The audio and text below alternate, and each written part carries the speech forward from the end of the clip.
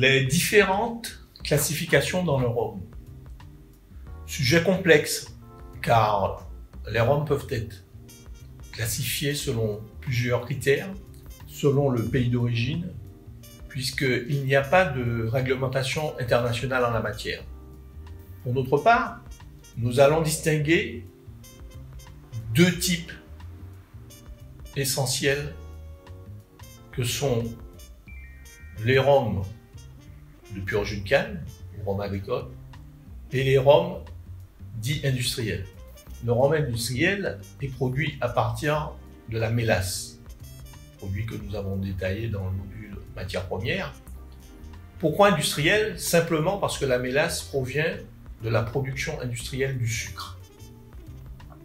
Alors certes, certains diront que c'est un terme péjoratif, ils vont préférer employer le terme rhum de sucrerie. Ce type de rhum représente 95% de la consommation mondiale, hors la consommation de la cachaça produite au Brésil.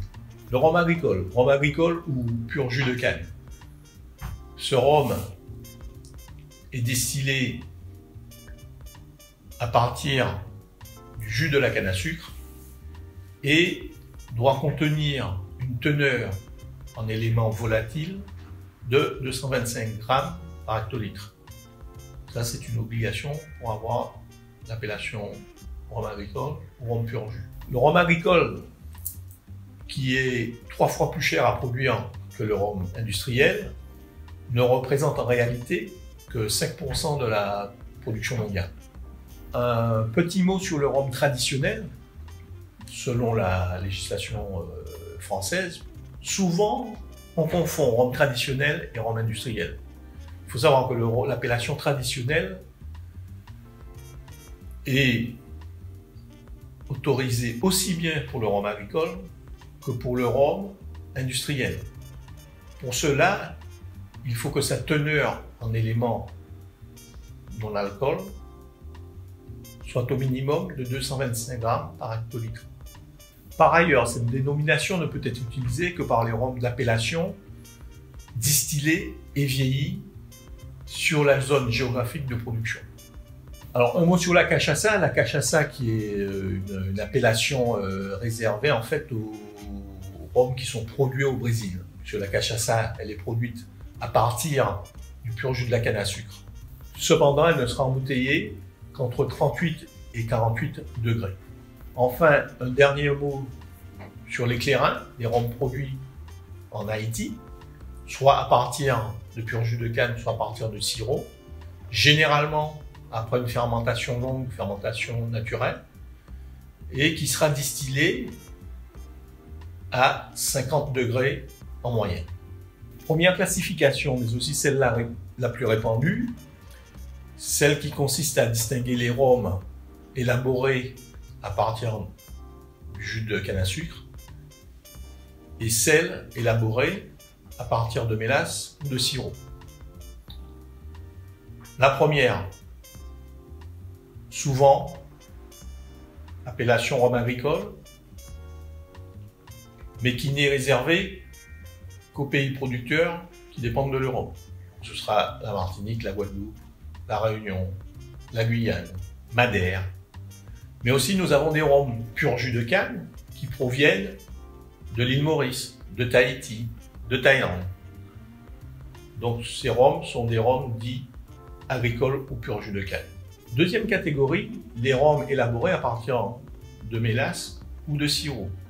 Ici, nous allons distinguer les rhums des anciennes colonies britanniques, les rhums produits par exemple en Jamaïque, à la Barbade, à Antigua, qui sont des rhums qui sont distillés souvent en alambic, qui sont des rhums sans additifs pour la plupart, et qui sont des rhums qui sont dits rhums lourds, car très chargés en ester, en éléments non alcool.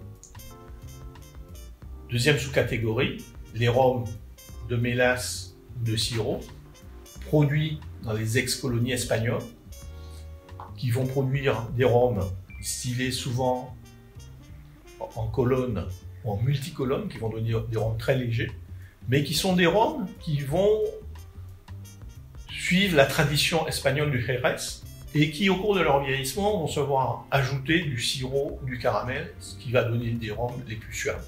Par exemple, les rhums du Venezuela, les rhums du Panama, les rhums de République dominicaine, bien évidemment les rhums cubains, et puis citons aussi le rhum du Guatemala, puisque pour avoir l'appellation Guatemala, comme nous l'avons vu dans des modules précédents, devra être élaboré à partir des sirops.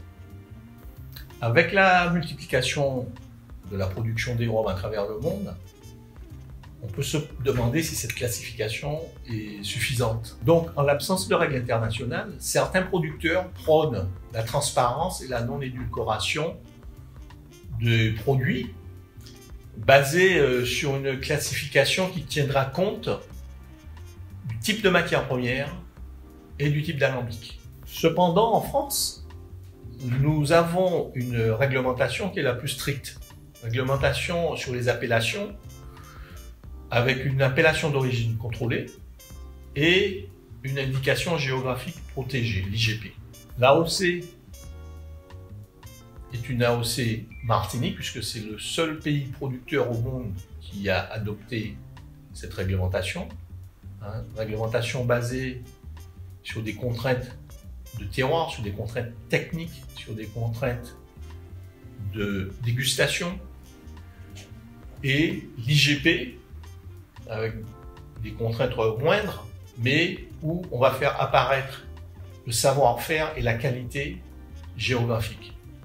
Les textes relatifs à ces différentes appellations seront disponibles en téléchargement en dessous de cette vidéo.